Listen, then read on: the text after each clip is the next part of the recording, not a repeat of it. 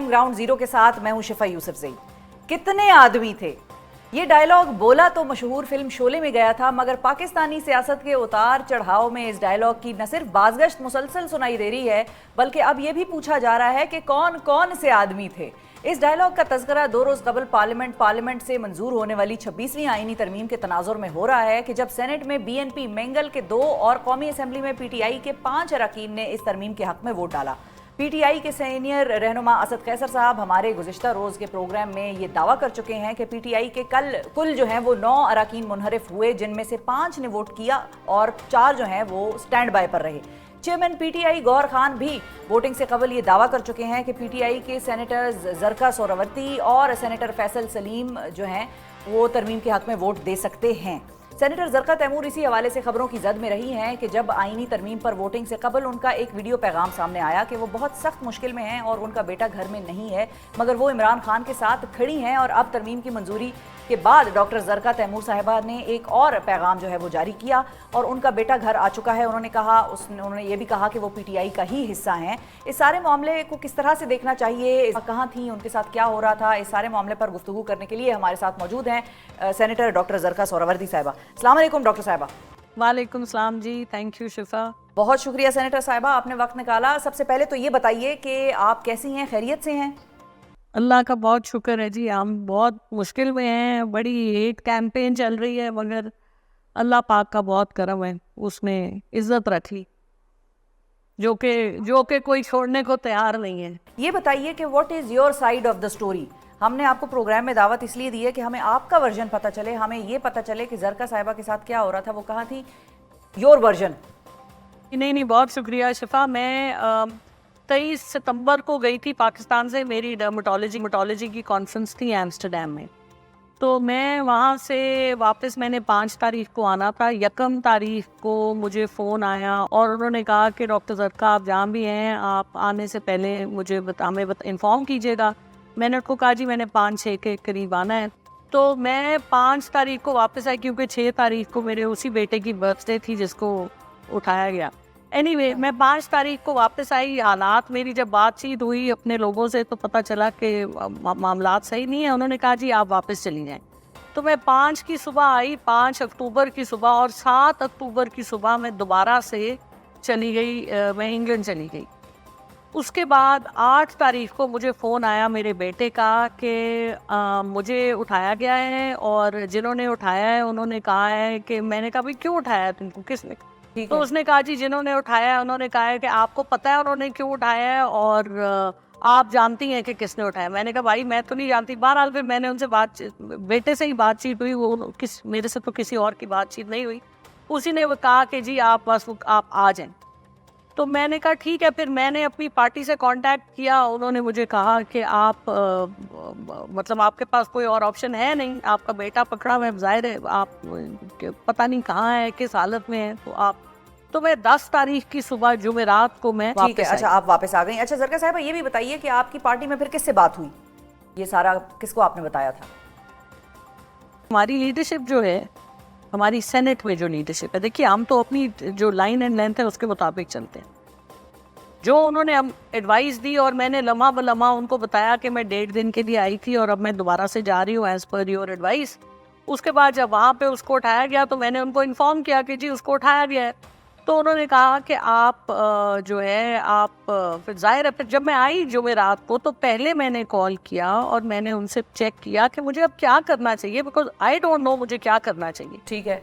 तो उन्होंने कहा जी कि देखिए आपका बेटा उठाया हुआ है, you have to safeguard your son and then मतलब obviously you are not going to vote, तो but anything you require to do you have to do to get your. ठीक है, ठीक है। यानी कि आप शिबली साहब की बात कर रही हैं कि सेनेट में शिबली साहब भी ज़ाहिर है PTI के लीडर हैं। आपको मतलब अब मैं आपको बता रही हूँ, बाकी आप किसी और से भी पूछ लीजिएगा ना, मैं तो बता ही रही हूँ आपको। ठीक है, ठीक है। अच्छा जरका साहिबा, ये भी बताइए कि आपसे जो लोग बात कर रहे थे, जिन्होंने आपके बेटे के थ्रू आपसे बात करने की कोशिश की, वो क्या तकाजा कर रहे थे, वो आपसे क्या मांग रहे थे? उन्होंने कहा जी आप वापस आए। इतनी कोई मोहब्बत की बात नहीं हो रही थी कि आप तकाजा ये हो रहा था कि आप वापस पहुंचे। मैंने कहा जी आप मेरे बेटे को छोड़ें तो मैं वापस आ जाती हूँ, आप छोड़ें मेरे बेटे को, आपने क्यों उठाया? आपको मैं चाहिए हूँ तो ठीक है मैं आ जाती हूँ वापस। उन्होंने कहा जी हम आपको टिकट भी दे देंगे, आप आ जाए। मैंने कहा जी मेहरबानी, मैं अपना टिकट खुद ही खर्च करके वापस आऊंगी। तो बहरहाल मैं आई। फिर उसके बाद जो भी हालात हुए, मेरा बेटा जो था वो उससे मुझे जिस जगह पे वो था वो कोई इतनी अच्छी जगह नहीं थी, तो आई वाज वेरी कंसर्न्ड। और फिर मतलब ठीक है, मैंने उनको कहा जी आप मुझे रख लें, आपको मेरी ज़रूरत है, मेरे बच्चे को छोड़ दें आप। बहरहाल फिर मैं भी उधर ही थी और मेरा बेटा भी उधर ही था। बहरहाल अब ये बहुत ज़्यादा डिटेल मैं अब चाहती नहीं हूँ, क्योंकि देखिए मैंने भी पाकिस्तान में ही रहना है और तरीके इंसाफ में ही रहना है। मैं अपनी सफाई ये पेश करना चाहती हूँ। देखिए बात ये है कि जो भी कुछ हुआ, the most important thing is कि मैं लीडरशिप के साथ इन टच में थी। 15 तारीख को जब दोबारा से जब मेरे घर लोग भेजे गए और मुझे ये बताया गया है कि लोगों को पैसे दे के भेजा गया मेरे घर के, आप जाके वहाँ पे ये वो मतलब वीडियो उन्होंने बनाई। और मेरे जो बच्चे जो मेरे घर, दूसरा बेटा घर आ रहा था, उसको कैट कॉल्स की, उसको पूछा जो भी कुछ उन्होंने, वो वीडियोज़ हैं उसकी। तो उसके बाद फिर मैं आई गॉट रियली अपसेट कि ये क्या हो रहा है। और फिर वो हेट कैंपेन 13-14 तारीख को शुरू हो चुकी थी ज़ोरों शोर से। तो फिर मैंने वो वीडियो बनाई, उस वक्त फ़ोन मेरे पास था, लेकिन वो जो वीडियो बनाई और उस दिन मेरी गुफ्तगू भी हुई लीडरशिप के साथ। अच्छा। और उनको मैंने बताया जो भी डिटेल्स थी। बहरहाल उसके बाद फिर मेरे पास फ़ोन भी नहीं था उस दिन के बाद, और मुझे कल अपना फ़ोन मिला है। सो बात यह है कि मैंने ना वोट दिया, ना मैंने डील दी, ना मैंने कोई गद्दारी की। मेरी हर तरफ से आई वॉज विक्टिमाइज। मेरा कारोबार बंद हुआ, मेरी बच्चे को उठाया गया, मेरी पूरी फैमिली जेपटाइज थी। जिस मेंटल ट्रॉमा में से मेरे खामन, मेरे बच्चे और जो भी बहुत से लोग इसमें से गुजरे हैं, इसलिए मैं इसको मतलब क्या मैं कह सकती हूँ। लेकिन बात यह है कि ये सब कुछ किया मैंने। देखिए शिफा, मैंने ये सब कुछ किया और मैंने पार्टी की भी इज्जत रखी और कोशिश की, क्योंकि मैं 3.5 साल से सेनेटर हूँ। अगर मैंने किसी से 1 रुपया लिया, और लोग सेनेटर बन के तो अरबपति हो जाते हैं, मैं तो हर हफ्ते अपने क्लिनिक जाके अपनी रिज़्क़े हलाल कमाती हूँ, अभी भी क्लिनिक में बैठी हुई हूँ। तो जिस तरह से मेरी इज्जत को उछाला गया है, जिस तरह से मुझे टारगेट किया गया, कुर्बानी का बकरा बनाया गया है, इसकी वजह क्या है? इसकी वजह यह है कि ये जो सीटें, ये जो अमेंडमेंट्स इस वक्त नून लीग की हुकूमत, पीडीएम की हुकूमत जो लाई है, इन्होंने अब फिर कुछ और लानी होंगी। ये अब चाहते हैं कि सेनेट की सीटें जिस तरह से इनको मिल जाए बाय हुक और बाय क्रोक, की हमारे खिलाफ, हमारे लोगों में कोई हमारे खिलाफ भड़का के, तो ये कैंपेन चल रही है ताकि डॉक्टर ज़रका इस्तीफ़ा दे। और इस्तीफ़ा दे के ज़ाहिर है, आप अगर डॉक्टर ज़रका इस्तीफ़ा देगी तो फिर जब नया इलेक्शन होगा तो कौन आएगा? ठीक है, नून लीग की कोई सेनेटर आएगी, तो वो वोट उनका पक्का हो जाए। और इसीलिए मैंने, जब मुझे ऑफर्स हुई, मैंने उनको कहा जी मुझे सिर्फ अपनी इज्जत बचानी है, मुझे 1 रुपया नहीं किसी का चाहिए, मैं अपने हाथ से कमाऊंगी, मेरी हस्बैंड है, मैं हूँ, we will earn, our children will earn. आप हमें उठा के फेंक दें, आपने हमारी ज़िंदगी जिसने भी तबाह की, अल्लाह, मैं आप क्या कह सकती हूँ। तो बाहर ठीक है ज़रका साहिबा, आपकी बात बिल्कुल दुरुस्त है। और उसके ऊपर से ये कि अपनी पार्टी कह रही है कि जी आप you are no longer with the party. मुझे ग्रुप से निकाल दिया, सेनेटर्स के ग्रुप से निकाल दिया। मतलब मैं कोई, आप ये भी नहीं पूछा कि भाई क्या हुआ आपके साथ, क्यों हुआ आपके साथ, और किधर क्या एविडेंस थी उनके पास। अच्छा ज़रका साहिबा, एक चीज बेसिकली तो आपने अपनी रुदात सारी सुनाई, सही है, आप लोग एक मुश्किल टाइम से गुजर रहे हैं और जाहिर है आपकी फैमिली पर्सनली इस चीज़ से गुजर रही है, हम तो नहीं समझ सकते, लेकिन I can sympathize with you कि यहाँ तक मैं कह सकती हूँ कि जो भी हो रहा है कंडेमेबल हो रहा है। लेकिन साथ ही साथ ज़रका साहिबा, आप लोगों की सिचुएशन जो इस वक्त है ना, वो ये है कि एक तरफ ख़ास तौर पे आपकी हो गई, फैसल सलीम की हो गई, या दीगर जो लोग हैं जिनके नाम सामने आ रहे हैं, जिनके बारे में कहा जा रहा है कि भाई ये दूसरी साइड पर जाकर वोट डाल आए या डालने के लिए तैयार थे।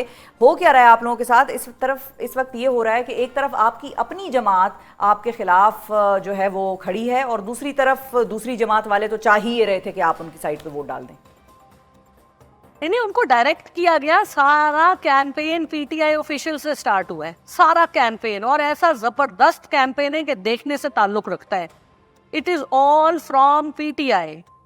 अब भाई मेरी अपनी पार्टी है, ठीक है, बिल्कुल सही है, लेकिन ज़रका साहिबा पीटीआई ऑफिशियल तो है सो है, लेकिन पार्टी के जो चेयरमैन हैं गौहर साहब, उन्होंने भी आपके हवाले से, दीगर लोगों के हवाले से नाम लिए हैं, मुख्तलिफ लीडरान ने नाम लिए हैं, शेख वकास अकरम साहब हैं, तो पीटीआई ऑफिशियल तो पीछे रह गई, अब तो लीडर्स ने टेक ओवर कर लिया है इस सारी चीज़ को जो भी है। तो वो तो बाकायदा आप पे ये भी इल्ज़ाम लगाती रही है लीडरशिप कि आपने किसी मौके पर पाकिस्तान छोड़ा ही नहीं था, you are always in Pakistan. नहीं नहीं, वो तो पहले दिन से उन्होंने ये नैरेटिव बनाया हुआ था कि एक नैरेटिव ये था कि वो तो बेटा उनका उठाया ही नहीं गया, दूसरा नैरेटिव ये था कि इनके खावन ने पैसे लेके किसी नोन लीग के मिनिस्टर के घर में रह रहे हैं। आप कहानियां तो सुने, एक से एक बढ़ के कहानी है। ठीक है, चले, ये तो अब आपका मौकफ आ गया है, लेकिन अब आपका अगला लाहेअमल क्या है जरका साहिबा? तो अब वो कल मैंने ट्विटर पे देखा कि पार्टी ने कहा है कि जिन लोगों ने वोट दिया है उनको हम निकाल देंगे, और जिन्होंने उनके बकौल नहीं दिया उनको हम शो कॉज नोटिस देंगे। तो फिर मैं उनको सारी ऑडियो मैसेजेस, सारे प्रूफ दूंगी ना कॉल्स के, और किस किस से कौन कौन से मुल्क के मेरे पासपोर्ट पे स्टैम्प है। मतलब ये कोई बातें है बोला? ठीक है।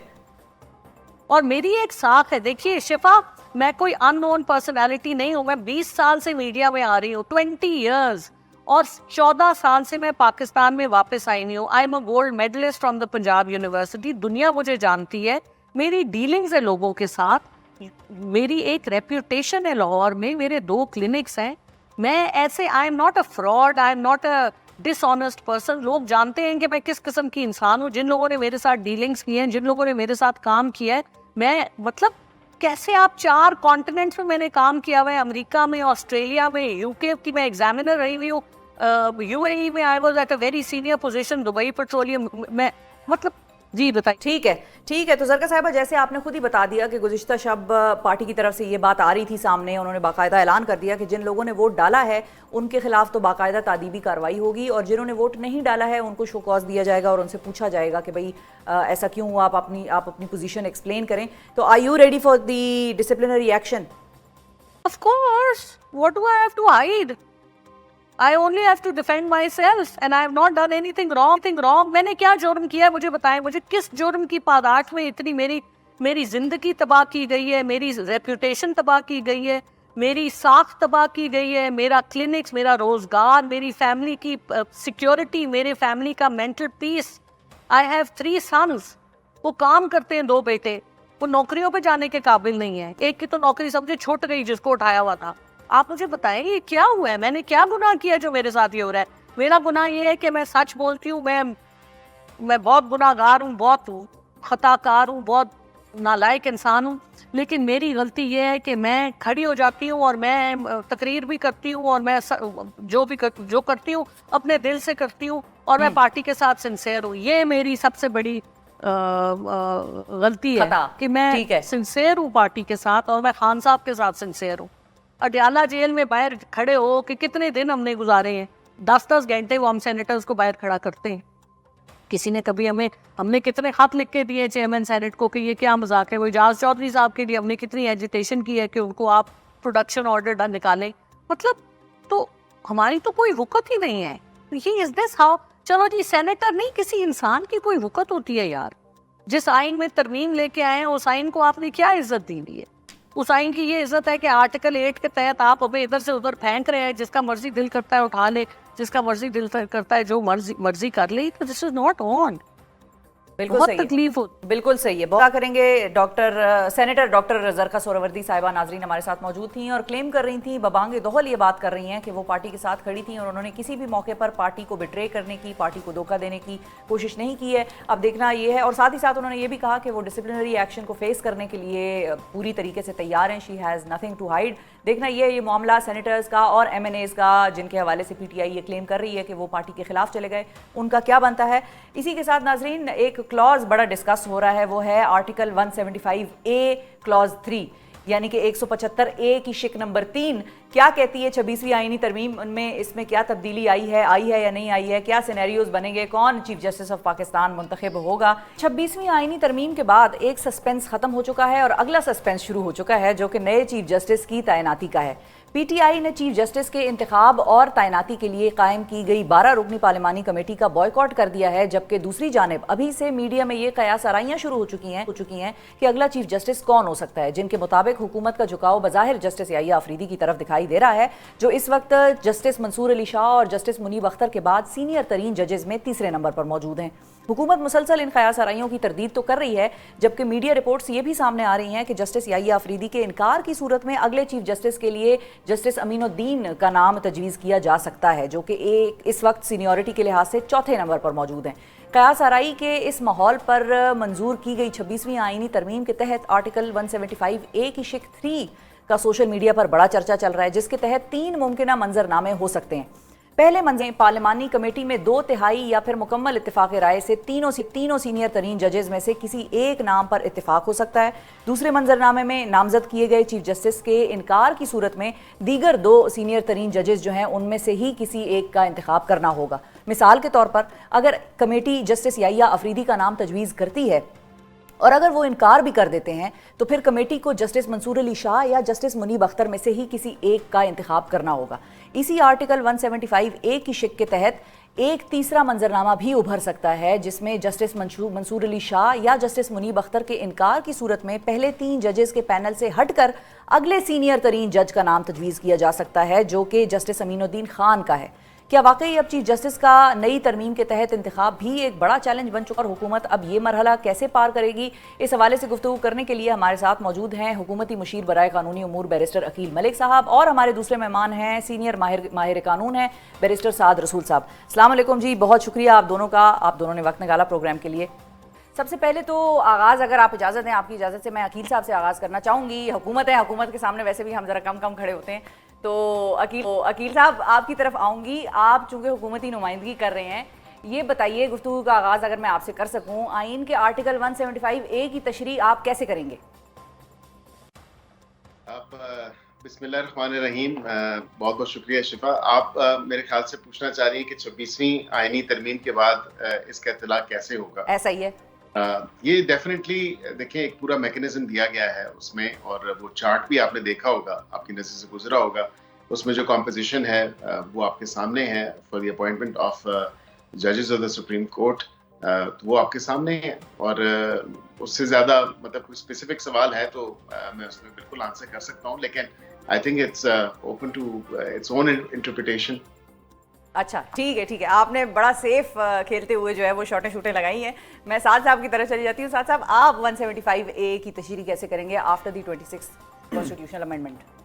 देखिए, मलिक साहब ने जो बात की उसी को थोड़ा सा आगे बढ़ाते हुए, इस बात के अंदर तो कोई दो राय नहीं हो सकती कि 175A जो आइन की वो शिक है जो ये बताती है कि जजेस की अपॉइंटमेंट कैसे होगी और जजेस की तकर्री और उनका बाकी मैकेनिज्म कैसे चलेगा, ये 175A इस वजह से है बाय द वे क्योंकि 18वीं तरमीम तक ये वाली शिक मौजूद नहीं थी। 175 के बाद 176 आता था। ये 18वीं तरमीम के अंदर एक मैकेनिज्म इंट्रोड्यूस करवाया गया कि जजेस की अपॉइंटमेंट कैसे होगी, जिसके अंदर एक जुडिशल कमीशन और एक पार्लियामेंट्री कमेटी की नॉमिनेशन थी। उसके बाद कुछ जजमेंट्स आई और उन तमाम चीज़ों का इतलाक किए हुआ 26वीं आइनी तरमीम से पहले कि जजेस की मेजॉरिटी जुडिशल कमीशन में, जहाँ पे हुकूमत की मेजॉरिटी नहीं होती थी, जजेस की मेजॉरिटी होती थी और इंडिपेंडेंट डीम किए जाते थे, वो जजेस की अपॉइंटमेंट भी करेंगे और वहाँ से आगे चीफ जस्टिस के पास इख्तियार होगा या कमेटी के पास इख्तियार होगा बेंच फॉर्मेशन करने का।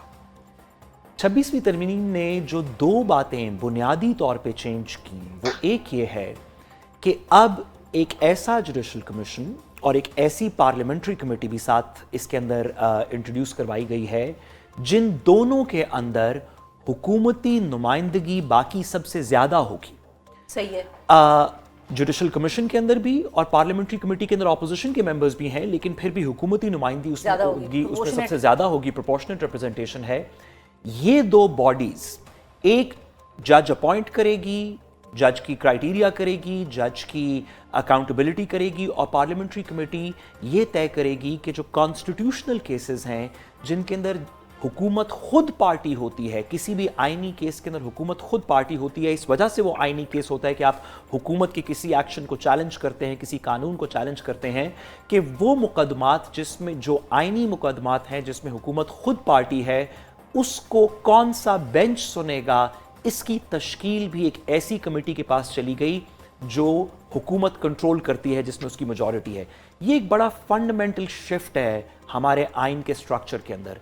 तमाम दुनिया के अंदर साइलीन जो अदालत के सामने एक साइल बन के जाते हैं, पिटिशनर बन के जाएं या रिस्पोंडेंट बन के जाएं, वो किसी एक जज के ऊपर या दो जजेस के ऊपर तो अदम एतमाद कर सकते हैं किसी प्रूफ पे कि आप बायस्ड हैं, नहीं है, रिक्यूजल जिसकी वजह से होती है, लेकिन साइलीन के पास ये इख्तियार नहीं होता कि वो ये चूज करें कि कौन सा बेंच हमारा मुकदमा सुनेगा।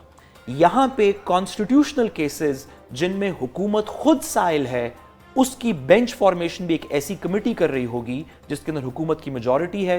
ये इसका बुनियादी और मेरा ख्याल है फंडामेंटल फॉल्ट है जिसको कि हुकूमत को एड्रेस करना चाहिए। फ्लॉ है इसका। अकील मलिक साहब, आपने सुना बैरिस्टर साद रसूल साहब को कि ये चीज़ इसका फ्लॉ है कि जिसके हवाले से फैसला आना है वो ही चूज़ कर रहा होगा कि इस बेंच में कौन सा जज बैठेगा या कौन सा जो पिटीशन है वो किस जज या किस बेंच के आगे सामने लगेगी। इसको आप कैसे रिस्पॉन्ड करेंगे?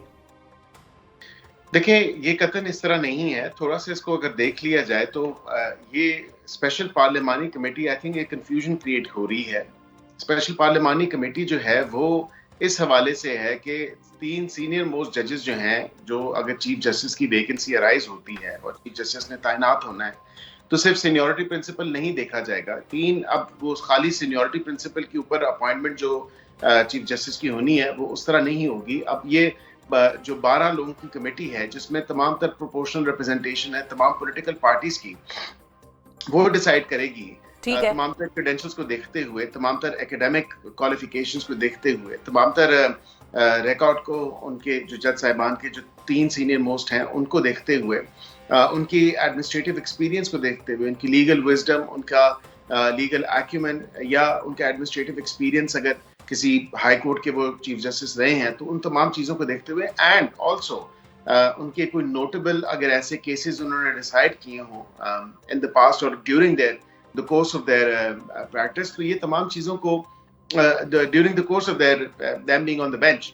लेकिन अकील साहब, वो तो आपकी बात सही है, लेकिन पीटीआई ने तो इस चीज से बॉयकॉट कर लिया है। तो पार्लियामेंट की जो कमेटी है, क्या अब ये 12 रुकनी ही रहेगी या ये कम हो जाएगा नंबर? तो वो जज, वो कॉन्स्टिट्यूशन बेंच की फॉर्मेशन के हवाले से नहीं है। ये कमेटी सिर्फ और सिर्फ इस हवाले से है कि इसने अपनी डिलिबरेशंस करनी है, इसने 2/3 मेजॉरिटी के साथ जो आइंदा आने वाले चीफ जस्टिस होंगे, तमाम तर रिकॉर्ड को देखते हुए, ये तमाम चीजें जो मैंने इजाजत से सवाल करूं, मलिक साहब, जो जुडिशल कमीशन है वो बेंच की तश्कील करेगा, आपकी बात दुरुस्त है, लेकिन उसके अंदर भी तो हुकूमत की मेजॉरिटी है। देखिए, जुडिशल कमीशन जो बेंच की तश्कील करेगा, जो बेंचेस बनाने हैं, उसमें कौन है, उसमें हुकूमत की कैसे है? हुकूमत के 2 लोग हैं और 2 लोग ऑपोजिशन से हैं। एक इजाफी अगर बात कर ली जाए तो मैं समझता हूँ कि इजाफी जो बात है वो लॉ मिनिस्टर की हो जाएगी। अटॉर्नी जनरल ने ये तो नहीं है कि हुकूमत के ही साथ ही, मतलब उन्होंने कहना है कि भाई हम आप ही के पढ़ने में अपनी वोट डाल रहे हैं। अच्छा, ठीक है। जो जेसीपी की मीटिंग्स है उसमें पाकिस्तान जो उसकी कॉम्पोजिशन है उसमें पाकिस्तान बार काउंसिल की भी रिप्रेजेंटेशन है। उसमें इसके अलावा जो है वो 3 सीनियर मोस्ट जजेस भी हैं अपार्ट फ्रॉम चीफ जस्टिस, और कॉन्स्टिट्यूशनल बेंच के भी जो है वो मेंबर हैं। तो मतलब सीनियर मोस्ट, तो उसमें कतन ऐसी बात नहीं है कि जो कहा जा रहा है कि शायद हुकूमत का पल्ला भारी हो गया और हुकूमत जो है अपनी मर्जी से वोटें डलवा देगी। कतन ऐसी बात नहीं है, अपनी मर्जी के बेंचेस बनवा देगी, ये ऐसी बात बिल्कुल भी नहीं है।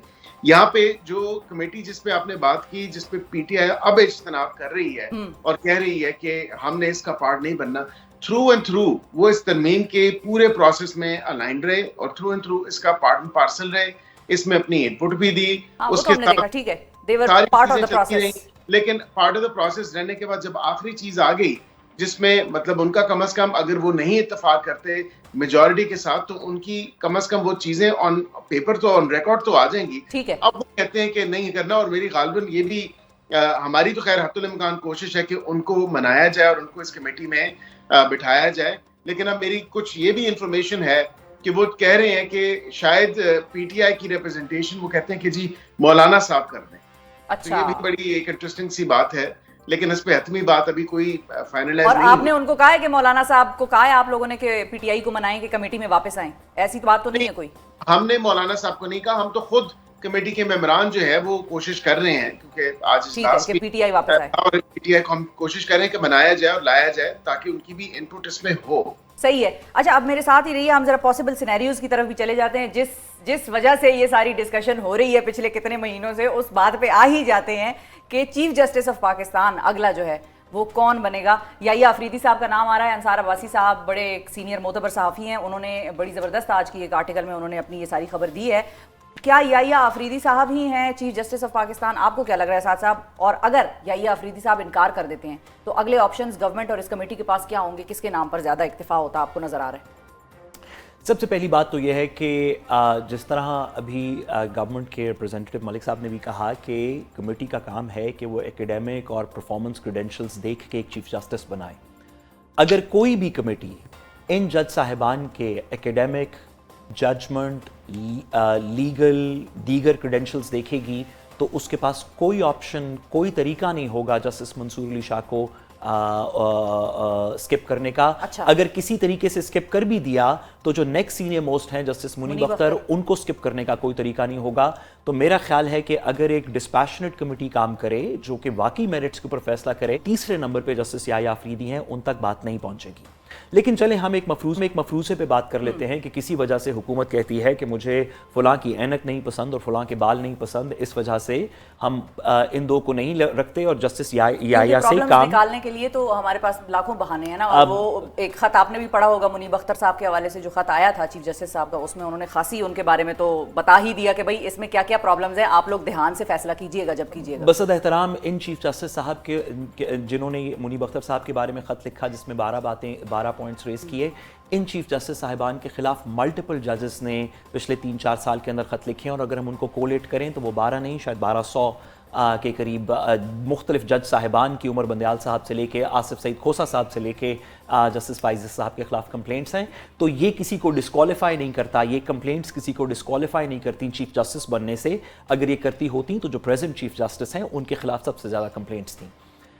लेकिन जो आपका ओरिजिनल सवाल था, अगर जस्टिस याहिया अफरीदी को ऑफर होता है और उसके बाद वो रिफ्यूज़ कर देते हैं तो इनके आइन की जो इस दफ़ा 26वीं तरमीम है उसके अंदर एक प्रोवाइज़ो ऐड किया गया है, ख़ास तौर पे जो ये कहता है कि अगर एक जज रिफ्यूज़ कर देगा तो उसी कमेटी के जो बाकी 2 मेंबरान हैं उनमें से किसी एक को ऑफर किया जाएगा। ठीक है। अगर वो भी रिफ्यूज़ कर दे तो फिर चौथा बंदा ऐड होगा। आपके सामने अगर प्रोविजन हो तो मैं आपकी इजाजत से वो पढ़ देता हूं। इसके अंदर लिखा है, provided that where the nominee of this under this clause declines, अ जज फ्रॉम द रिमेनिंग जजेस amongst the most senior shall be considered. अगर वो भी रिफ्यूज कर देंगे तो फिर है provided further that where the nominee under the first proviso declines then the next senior most जज जो नंबर 4 से है वो इसके अंदर ऐड होगा। इस प्रोवाइजो की वजह से 3 में से जो टॉप 3 हैं कम से कम 2 को रिफ्यूज करना पड़ेगा before you go to the fourth one. ठीक है। अकील साहब, आपकी क्या अंडरस्टैंडिंग है? अब बात याहिया अफरीदी साहब तक आएगी या किसी और तरफ चली जाएगी? अमीनुद्दीन खान साहब का भी नाम आ रहा है, अंसार अब्बासी साहब का आर्टिकल है, क्या कहेंगे इस पे? देखिए शिफा, मैं बिल्कुल होल हार्टेडली एग्री करता हूँ जो इंटरप्रिटेशन साद साहब ने की है और मेरी भी अंडरस्टैंडिंग एग्जैक्टली यही है और इसमें कोई ऐसा इख्तरा नहीं है, कोई ऐसी एम्बिग्विटी नहीं है। मैं अगेन कहूँगा कि हमारे पे एज हुकूमत या as being part and parcel of this 26th amendment, क्योंकि मैं तो इसका बड़ा क्लोजली एक हिस्सा रहा हूँ, और हमारे पे इल्ज़ाम लगता है कि शायद हम कोई मंजूर नज़र जज लगाना चाहते हैं। कतई ऐसी बात नहीं है। इन तीनों में से किसी का फैसला होना है और अगर कोई रिफ्यूज़ करता है तो नेक्स्ट सीनियर मोस्ट ही उसमें वो होगा और कतन वो कुछ चौथे नंबर वाली तो बात नहीं है। वो तभी जाएंगे जब आप 2 जजेस रिफ्यूज कर दें और फिर तीसरा हो तो फिर उसके बाद आपको जो है वो चौथे नंबर का जज को कंसिडर करना पड़ेगा। ये कतन ऐसी बात नहीं है। मैं समझता हूं कि अगेन ये जो बात है कि बड़ा ही मुश्किल मरला होगा इस पूरे मामलात में, क्योंकि तमाम के 3 जजेस जो हैं सीनियर मोस्ट, उनका एक बड़ा स्टेलर रिकॉर्ड है। एकेडमिकली बात किया जाए, प्रोफेशनली बात की जाए या उनके अदालती कैरियर के हवाले से बात की जाए तो एक बड़ा स्टेलर रिकॉर्ड है और उसको जस्टिफाई करना, किसी को ना कंसिडर करना और किसी को कंसिडर ज्यादा करना, वो एक बड़ा मुश्किल मरला होगा। ये तमाम चीजें देखी जाएंगी। यहाँ पे अब back to your original question, अब मैं जिसको चीफ जस्टिस बनते देख रहा हूँ वो इन तीनों में से कोई एक ही है। मैं पिन पॉइंट नहीं साहब, ये तो मुझे भी, ये तो हम सबको अकील साहब ऐसे ही तो मुद्दा फंसे हुए है। मैं देखिए बसाद एहतराम अगेन मैं भी यही कहूंगा कि कमेटी की डिलिबरेशंस हैं, कमेटी बाय मेजॉरिटी किसको वोट करती है, इसीलिए पीटीआई का होना जरूरी है। चलिए ठीक है, पीटीआई का होना जरूरी है। मैं आपकी बात को रीफ्रेज करके कर देती हूँ, आप बताइए मैं सही कह रही हूँ या गलत कह रही हूँ। आपने जो कहा कि सीनियर तरीन 3 जजेस में से ही बनेंगे, यानी कि नौबत जस्टिस अमीनुद्दीन खान तक नहीं जाएगी, ऐसा है? ऐसा है, फिर सही है जी। वो तभी जाएगी जब 2 जजेस रिफ्यूज करेंगे, तो फिर हमें उनके पास जाना पड़ेगा, लेकिन अदरवाइज नहीं जाना पड़ेगा। ठीक है। बैरिस्टर साद रसूल साहब हमारे साथ मौजूद हैं, बैरिस्टर अकील मलिक साहब हमारे साथ मौजूद हैं। साद साहब, वकला तहरीक शुरू होने की बाज़गश्त चल रही है और सीनियर लॉयर्स ने अपनी तकरीरों में कल भी आज भी इस किस्म के इंदिए दिए हैं कि वो ये कह रहे हैं कि वकला तहरीक आने वाली है। आपको क्या लग रहा है आने वाले दिनों में हुकूमत के लिए और पीटीआई के लिए क्या चैलेंजेस हैं, क्या नज़र आ रहा है आपको होते हुए?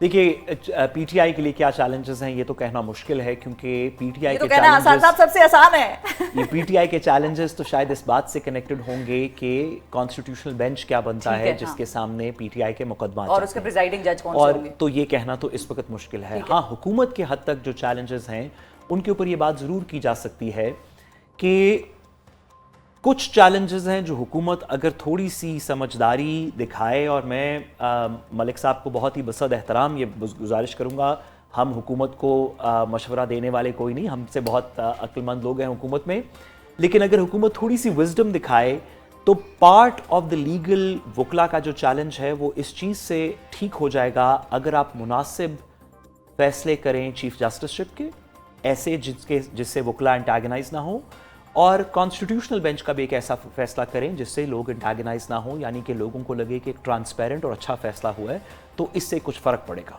लेकिन इसके बावजूद भी जो भी फैसला हो, मुनीर मलिक साहब और दीगर लोग जिन्होंने कराची के अंदर इजलास किया था, उनका यह कहना था कि वो इस प्रिंसिपल के ख़िलाफ़ हैं कि बेंच फॉर्मेशन एक ऐसा जुडिशल कमीशन करे जिसके अंदर जजेस की मेजॉरिटी नहीं है, दूसरी साइड की पार्लियामेंट की एग्जीक्यूटिव की मेजॉरिटी है।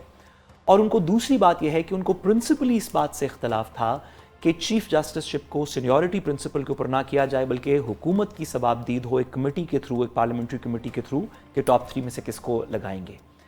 इसके ऊपर अगर मूवमेंट इस प्रिंसिपल के ऊपर चली तो हुकूमत के लिए बहुत सी मुश्किल होगी। अगर अफराद के ऊपर मूवमेंट चली कि ये चीफ जस्टिस लगे या दूसरा लगे, तो हुकूमत के पास कुछ ऑप्शंस हैं उनको अवॉइड करने की। अच्छा, बिल्कुल सही है। अकील साहब, आपकी तरफ मैं आऊँगी, जहाँ पर एक तरफ पीटीआई या अख्तर मेंगल साहब का ग्रुप हो गया या दीगर सियासी जमातें हो गई जो इसको बिल को, या दीगर वकला की जो हैं एसोसिएशंस, बार एसोसिएशंस, वो जहाँ पर इसको क्रिटिसाइज़ कर रही हैं, वहीं पर इंटरनेशनल कमीशन ऑफ ज्यूरिस्ट्स ने भी एक बड़ा लंबा चौड़ा आर्टिकल निकाला है, वो भी क्रिटिसाइज़ कर रहे हैं इसको। वो कह रहे हैं it is a massive blow to the independence of judiciary. देखिए Shifa, international commission of jurist जो है, it's an international non governmental organisation, एक INGO है, और उसमें जो रिटायर्ड जजेस हैं या कुछ एकेडेमिया के लोग हैं वो ऑब्वियसली उसमें हैं। और क्या हमारा ये इस्तकाक नहीं था कि हम ये आईनी अमेंडमेंट कर सकते, या दुनिया के पूरे पार्लियामान में देखें, अमेरिका में देखें, बरतानिया में देखें। अमेरिका में तो सो मच सो, अभी जब 4 तारीख को इलेक्शन होगा अमेरिका का, आप देखेंगे कि उसके बाद अगर कोई वैकेंसी अराइज होती है सुप्रीम कोर्ट में, तो वो उसकी कांग्रेशनल हेयरिंग्स भी होंगी और वहाँ से सेनेट की कॉन्फर्मेशंस भी होंगी, और वो एक बड़ा ओपन प्रोसेस है। एक ओपन प्रोसेस में ही है, obviously chosen representatives of the people हमने ही करना होता है और हमने ही करना है। और वो स्पेस जो थी या वो इख्तियार जो हमसे ले लिया गया था 19वीं तरमीम के तहत, तो हमने वो इख्तियार अपने पास वापस लिया है। हमें कहा जाता है हम कौन हैं, बिलावल साहब ने भी कहा कि हम अवाम के नुमाइंदे हैं, हमें अवाम इस अवाम में भेजती है। तो ये नहीं कहा जा सकता कि ट्राइकोटमी ऑफ पावर्स या सेपरेशन ऑफ पावर्स का जो कॉन्सेप्ट है वो हम उनके काम में मुदाखलत नहीं कर रहे। लेकिन जब पार्लियामान सुप्रीम होता है तो ऑब्वियसली उसने आइन के तहत ही तमाम इदारों को देखना है कि उसने चलना है, तमाम इदारों ने भी उसी हवाले से चलना है और विदिन अपने कॉन्स्टिट्यूशन फ्रेमवर्क ही चलना है। ठीक तो है। ये तनकीद जो है वो बेजा तनकीद है और दुनिया पूरे के पार्लियामान इसी तरह ही करते हैं। एक छोटा सी गुजारिश करूं जी। मलिक साहब की बहुत इज्जत है, हम हमेशा सुनते हैं, सीखते हैं। आप ये कहिए कि आप हुकूमत हैं, ये बात दुरुस्त है, या आप पार्लियामान हैं, ये बात दुरुस्त है, आप आवाम के नुमाइंदे हैं, मेरा ख्याल है इसके ऊपर अभी ज्यूरी स्टिल आउट। बहुत शुक्रिया अदा करेंगे साद रसूल साहब आपका, बैरिस्टर अकील मलिक साहब आपका। नाजरीन, डिस्कशन आपने सुनी, प्रोग्राम आपने देखा। बैरिस्टर अकील मलिक का कहना यह था कि नौबत यहाँ तक नहीं आएगी कि चौथे सीनियर तरीन जज तक मामला चला जाए, पहले 3 सीनियर जजेस में से ही फैसला होगा कि पाकिस्तान का चीफ जस्टिस अगला कौन बनेगा। और साद रसूल साहब ने साथ ही हुकूमत को ये मशवरा दिया है कि अगर आप मेरिट पर चले, सीधे तरीके से चले, सही तरीके से चले, तो जो अगले चीफ जस्टिस ऑफ पाकिस्तान है वो मंसूर अली शाह साहब ही बनते हुए नजर आते हैं। तो आज के प्रोग्राम से इतना ही। अपना बहुत ख्याल रखिए, हमें और पाकिस्तान को दुआओं में याद रखिए। अल्लाह हाफिज़।